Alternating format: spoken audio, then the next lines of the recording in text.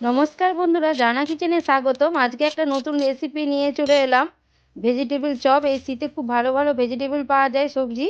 তাই আজ বানালাম ভেজিটেবল চপ। প্রথমে ভেজিটেবল চপ বানানোর জন্য একটা শুকনো মশলা তৈরি করে নিতে হবে। ধনে, জিরে, শুকনো লঙ্কা আর মৌরি দিয়ে ভালো করে শুকনো কড়াই নেড়ে চেড়ে একটু লাল লাল করে ভেজে নামিয়ে নেবো। দিয়ে একটু গুঁড়ো বানিয়ে নেবো। এবার কড়াইয়ের মধ্যে দিয়ে দিলাম তেল, পাঁচফোড়ন আর শুকনো লঙ্কা দিয়ে একটু লাল লাল করে একদম বাদামি মতন ভাজা হয়ে গেলে সেটার পর আদা আর কাঁচা লঙ্কা দিয়ে একটু ভালো করে ভাজা ভাজা করে নিলাম। ভাজা ভাজা হয়ে গেছে, এবার ভেজিটেবলগুলো দিয়ে দেবো।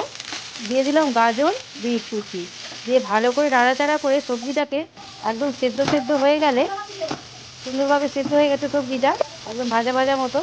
এবার এখানে সেদ্ধ করা আলু ছিল, হাতের সাহায্যে ম্যাশ করে দিয়ে দিলাম আলুটা। দিয়ে দিলাম লবণ, হলুদ গুঁড়ো দিয়ে ভালো করে খুন্তির সাহায্যে আলুটাকে এরকম করে একটু ভেঙে ভেঙে ভালো করে একটা পুর বানিয়ে নেবো। দিয়ে দিলাম ধনেপাতা কুচি আর ভাজা মশলা, আর একটু চিনিও দিয়েছিলাম, চিনিটা স্কিপ হয়ে গেছে। আর দিলাম ভাজা বাদাম। এই পুরটা একটু মিষ্টি মিষ্টি লাগবে, ভালো লাগবে। পুরটা ঠান্ডা হোক ততক্ষণ এদিকে একটা বানিয়ে দিলাম ব্যাটার। নিয়ে নিলাম কর্নফ্লাওয়ার, কর্নফ্লাওয়ারের সম পরিমাণে নিয়ে নেবো ময়দা, হাত দিলাম লবণ, দিয়ে অল্প অল্প জল দিয়ে একটু মোটা থিকনেসের একটা ব্যাটার বানাবো। খুব পাতলা হবে না, এরকমভাবে একটু মোটা হবে। একটা ব্যাটার বানানো হয়ে গেছে।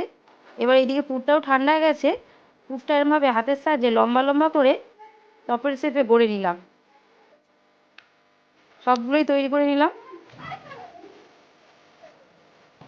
আপনাদের যদি ভালো লেগে থাকে, লাইক, কমেন্ট, শেয়ার, সাবস্ক্রাইব করে দেবেন। আপনারাও খুব সহজে এরকম বাড়িতে ভেজিটেবল চপ বানাতে পারেন। আমি একটা একটা করে দিয়ে দিলাম, দিয়ে এই বেড গামের মধ্যে তুলে দিয়ে দিলাম। এরমভাবে একটা একটা করে সবগুলো রেডি করে নিলাম। দেখুন কত সুন্দর ব্যাটারের মধ্যে একটা করে ডুবোলাম আর তুলে এই বেড গামের মধ্যে দিয়ে সবগুলো আমি রেডি করে নিলাম। কড়াইয়ের মধ্যে দিয়ে দিলাম সাদা তেল।